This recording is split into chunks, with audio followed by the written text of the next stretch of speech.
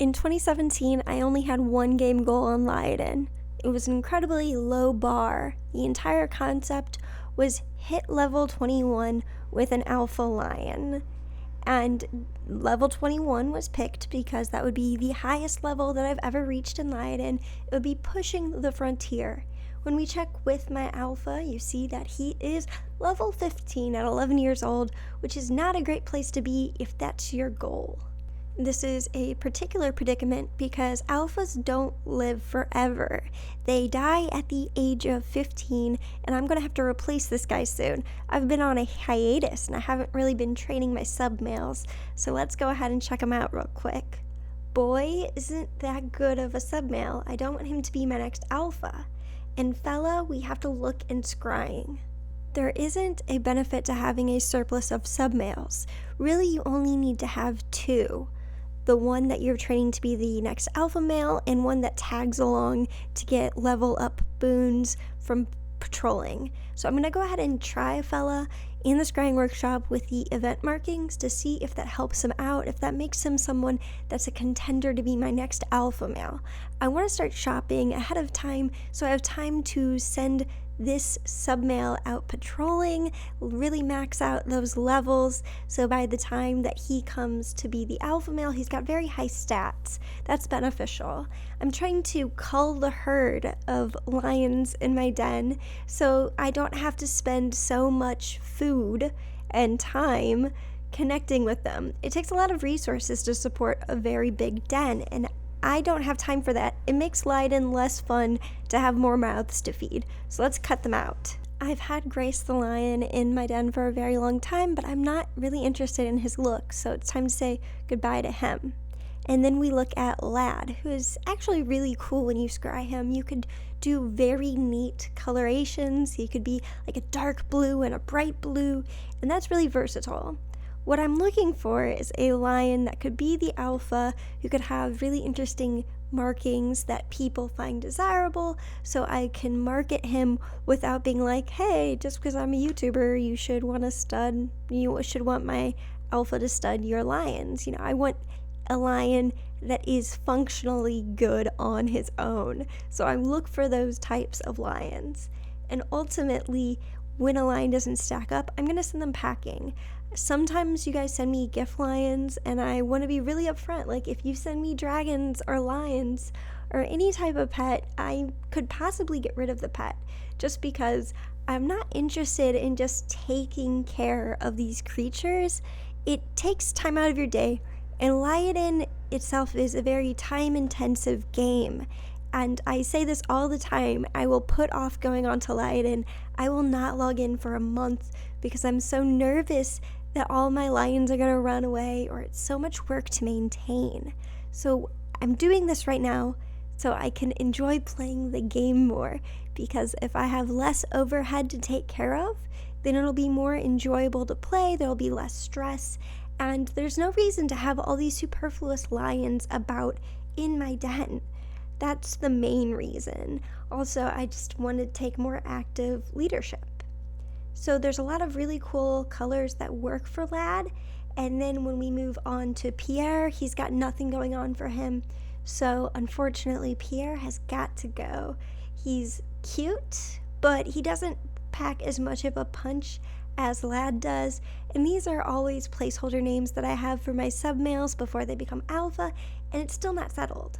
I could still get a different sub-male. Matter of fact, that's going to be something that I shop for when we get up there in the years, because it's really important. I'm all about setting measurable goals that you have a lot of control over, which is why I'm actually really annoyed when I look at this 2017 goal, which is to get level 21 with an alpha. That takes an obscene amount of effort that I've never done before. So to expect myself to do it is kind of, why did I do that? It's like I didn't think it through. So I'm thinking next year what I want my Lioden goal to be, and something that I do have control over is having a Leopon only den. This is something I've talked about before, and I can do it. I have enough Leopons. So here's a look over at my ladies, and the purge is going to go in their favor. I initially put the Leopons in their own cave to kind of showcase them, but now that there's enough of them to actually sustain the population of my den, the other cave that was supposed to be my entire den is more of the children of my Leopons that are not Leopons themselves. And I've been holding on to them, thinking that, oh, they're still important, but I'm always going to have more offspring that the Leopons have. It doesn't really make sense to keep this population going. I'm not excited about them, and this is a game, right? It's for my enjoyment. If I'm not excited about something, why am I keeping it around? It sounds so obvious when you say it, and maybe watching this helps someone realize that you don't have to do these things just because other people in the game do them. Some people really care about keeping their lions babies, but you don't have to. That's why I'm recording this, to show that it's super easy. No one's gonna follow up with you. The Lioden police are not gonna descend upon you. You can get rid of all of your lions if you want to. Basically all of them. You have to have at least your alpha. You can't just get rid of your alpha and not have a replacement. But you can get rid of the lions that you're not excited about. And that's what I'm doing right now, and it's good. Now I am keeping 2 non-Leopon adult lionesses to be brood mothers because my Leopons are basically the most important. They're all about going hunting and being active, and I want to have separate brood mothers to look over the cubs, so that's what that's all about. And I end up keeping 1 regular cub as well so that she can grow up and be part of that, but they're not for breeding. They're entirely to manage the cubs and protect the cubs. I've done this before where I just nuked all of the lions in my den that didn't have part of a lineage, and now that I've done this, I kind of want to go back through my saved lionesses and clear them all out because there's not really a point to doing that here the way that I do it on Flight Rising. It's a completely different game. The breeding mechanics are different. And right now, I'm more about building out my Leopon dynasty. If I had to lay out my goals for this year on Lioden, it would definitely be have a Leopon only den, which is something you have to actively cultivate, but you can do somewhat passively as long as you log on and send out stud requests. And I would also like to have a Leopon alpha male. This is so much harder. I've yet to breed a Leopon male. I only have Leopon females. And I so desperately want a Leopon male. And as long as I keep breeding them and I'm active about it, I bred a Leopon in the first place, and breeding their offspring to have the same mutation is less difficult than that initial hurdle of accomplishing breeding a Leopon. So as long as I get that out of the way, that was the hardest part, and now all I have to do is continue to log on and play the game. In addition, this is going to help so much with the weight of everyday activities. I see a lot of power users on Lioden with so many lions, an incomprehensible amount, and I wondered myself, what's it like to log in and maintain that? It must be a full-time game. It must be the only game on your plate if you're giving it that much time. And I'm just trying to make it manageable to play in short sessions once a day, maybe, a few times a week, not every day, not constantly. And here's a quick run through of everyone who survived. So I narrowed it down to those 2 boys, only the Leopons, none of the superfluous babies.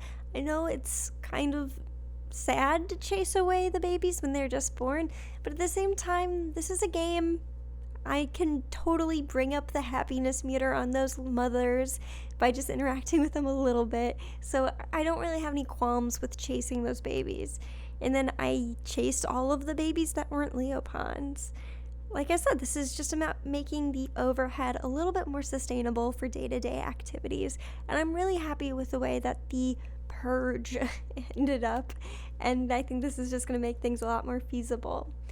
If you haven't been on Lioden this month, you definitely should. The December event is really fun. I love the events on Lioden. They're really special.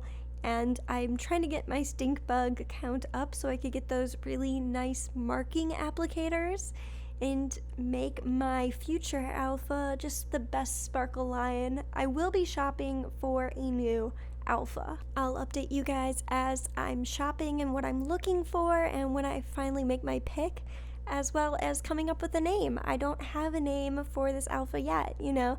This guy, my current alpha, is Hooky Bedell, which is a name I took off a tombstone. So I'm really excited to come up with something better for next year. And I set live a raffle in the clan. I haven't done that in such a long time, so I hope you guys go rush to check it out. I bought a ticket because I can, and I'm not really quite sure with what I would do if I won, but you know what? Hey, I'm a member of the clan too, so why not?